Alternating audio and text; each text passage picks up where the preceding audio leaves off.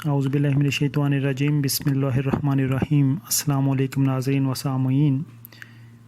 हालिया मडलूम रोज़नामा एक्सप्रेस में 30 जून बरोज़ मंगल माफिया जीत गया या इमरान खान के नाम से एक कॉलम लिखते हैं। इसमें वो कहते हैं कि कोरोना ने निज़ाम ज़िंदगी यकसर बदल दिया है। बहुत सी हुकूमतों और अफराद ने ज़िंदगी गुजारने के असूल ही बदल डाले हैं। अलगरज़ कुछ ने सबक सीख लिया है, कुछ सीखने के मराहल से गुज़र रहे हैं और कुछ अब भी इख्तियारात, मुनाफ़क़त, नाजायज़ मुनाफाखोरी और जुल्म व बर्बरियत की दौड़ में सबकत ले जाने के लिए हाथ पाँव मार रहे हैं। यही तबका माफिया कहलाता है। इस माफिया को ज़्यादा से ज़्यादा माल बनाने की लत लग गई है। यह लत शायद कब्र में जाकर ही ख़त्म हो। पेट्रोल सस्ता हुआ तो शॉर्ट कर दिया गया, फिर हफ्ते के रोज़ यकमुश्त 25 रुपये महंगा हुआ तो टैंकर के टैंकर सड़कों पर दौड़ने लगे। हुकूमत ने अद्वियात सस्ती करने के लिए कंपनियों को नोटिस जारी किए तो अद्वियात मार्केट से गायब। फिर जब कीमतें बढ़ा दी गईं तो इन्हीं मेडिकल स्टोर्स पर अद्वियात के ढेर नज़र आने लगे। चीनी महंगी होने का नोटिस लिया गया, मगर ज़ायद कीमत चीनी पर इक्तफ़ा करके चीनी माफिया के सामने घुटने टेकने पड़े। आटा और गंदम महंगे हुए। नतीजे में महंगी कीमतों पर गवर्नमेंट को इक्तफ़ा करना पड़ा। फिर हुकूमत ने चिकन के रेट फ़िक्स करने की कोशिश की तो 200 वाला चिकन 300 में सेल होने लगा। यही हालात पेपर, बिजली, गैस और दीगर अशिया ज़रूरिया के साथ हुए।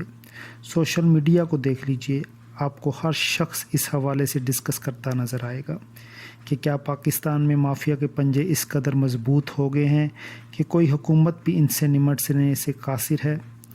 जबकि वज़ीर आज़म कहते हैं कि माफिया का पीछा छोड़ दूं तो आज ही सब अच्छा हो जाएगा।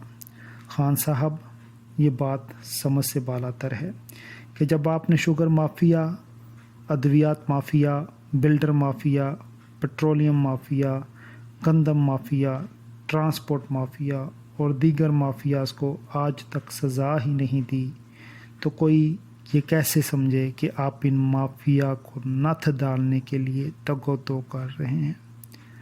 बात तो उस वक़्त समझ आए कि जब चंद एक बड़े लुटेरों से आपने अरबों रुपये रिकवर कर लिए, जबकि चंद एक के ख़िलाफ़ आप सबूत इकट्ठे कर रहे हैं।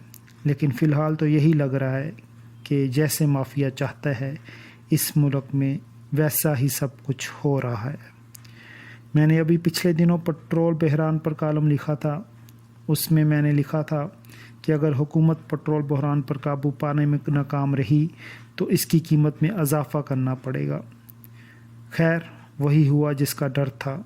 लिहाजा मसला ये नहीं है कि अवाम महंगा तेल नहीं खरीदेंगे, बल्कि मसला ये है कि अगर हुकूमत वाकई ही दबाव में आकर ऐसे फ़ैसले मुसल्लत करेगी तो अवामी रद्द-ए-अमल आना फितरी बात है। और फिर ये सवाल उठना कि हुकूमत की रेट कहाँ गई है यकीनी होगा।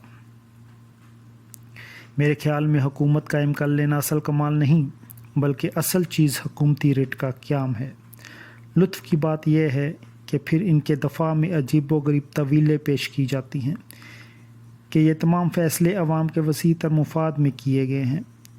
सवाल अब ये है, क्या इन माफियाज़ और हुकूमत में से कौन जीत रहा है और कौन हार रहा है? इस सवाल के जवाब के लिए हम अगर अपने इर्द गिर्द नज़र दौड़ाएं तो अंदाज़ा हो जाएगा कि फ़िलवक़्त बिजली की बेवक़्त की लोड शेडिंग, बिजली के बढ़ते हुए बिल्स, डॉक्टरों की बढ़ती फ़ीसें, हस्पतालों के महंगे बिल्स, तलीमी अदारों की फ़ीसें, साफ़ पानी पीने के सप्लाई, सड़क की सफाई, अमनो अमान के क़याम, अलगरज़ तमाम सरकारी अदारे जो सरकार के नाम पर अवाम से रिश्वत लेकर काम करते हैं, सभी सांप की तरह फन फैलाए अवाम को डसने के लिए तैयार हैं। लग तो यूँ रहा है कि जैसे हुकूमत तो आई लेकिन आते ही सब भूल गई। کرپشن کے خلاف اقدامات تو اٹھائے گئے مگر ریکور کچھ نہ ہوا، الٹا اربوں روپے سیکیورٹی اور پیشیوں کی مد میں خرچ کر دیے گئے۔ نتیجہ یہ نکلا کہ حکومت اپنے مقاصد سے ہٹ گئی۔ شاعر ان حالات کی تشریح کرتے ہوئے کیا خوب کہتا ہے، عجیب رسم ہے چارہ گروں کی محفل میں، عجیب رسم ہے چارہ گروں کی محفل میں، لگا کے زخم نمک سے مساج کرتے ہیں۔ بہرکیف جب تک حکومت کی ریٹ بحال نہیں ہوتی آپ کچھ بھی کرنے سے قاصر رہیں گے۔ حد تو یہ ہے کہ موجودہ حکومت گیس، آٹا اور دیگر لوازمات میں سبسڈی دے کر بھی نان بائیوں کو کنٹرول کرنے سے قاصر رہی۔ انہوں نے جب چاہا زائد قیمتیں وصول کیں۔ اس طرح کے بے شمار مسائل موجود ہیں، لیکن کوالٹی کنٹرول اور پرائس کنٹرول کے ادارے خواب خرگوش کے مزے لے رہے ہیں اور سب کچھ اچھا ہے کہ گردان کرتے رہے ہیں۔ اب ایسا بھی نہیں ہے کہ اس حوالے سے ادارے موجود نہیں ہیں۔ اس وقت CCP یعنی مسابقتی کمیشن آف پاکستان اس معاملہ میں بالکل غیر فعال ہو گیا ہے۔ یہ وہ اہم سرکاری ادارہ ہے جس کی سربراہی کے لیے آئے دن مختلف نام منظر عام پر آتے رہتے ہیں اور جو اسٹیٹ بینک کے بعد دوسرے نمبر پر معاشی کنٹرول کا ادارہ بنتا ہے۔ افسوس کہ یہ ادارہ بھی کچھ نہیں کرتا۔ ہمیں یاد ہے کہ جب عمران خان اپوزیشن میں تھے تو ان کی جانب سے یہ اکثر سننے میں آتا تھا کہ یہ سب مافیاز ہیں جن کے خلاف میں حکومت میں آنے کے بعد کارروائی کروں گا، لیکن اب ایسا لگ رہا ہے کہ عمران خان اپنے ماضی کے بیانیے سے ہٹتے نظر آ رہے ہیں۔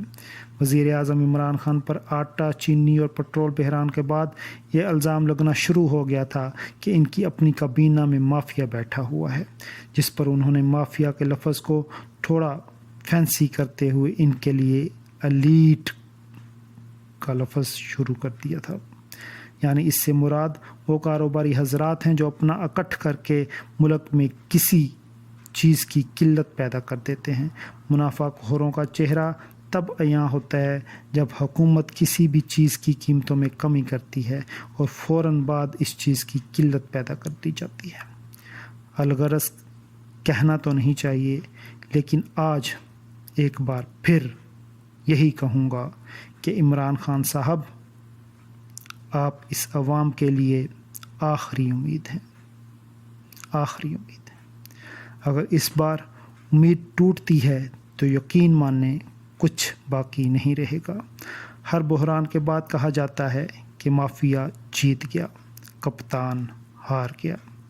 یہ بات عمران خان کی نااہلی کو بھی واضح کرتی ہے۔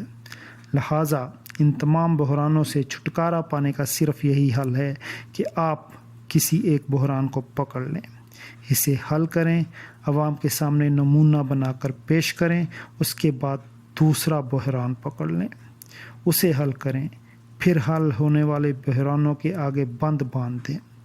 اسی طرح تمام مسائل کو حل کرنے میں عوام بھی آپ کے ساتھ ہوں گے اور اس طرح یقیناً آپ جیت جائیں گے۔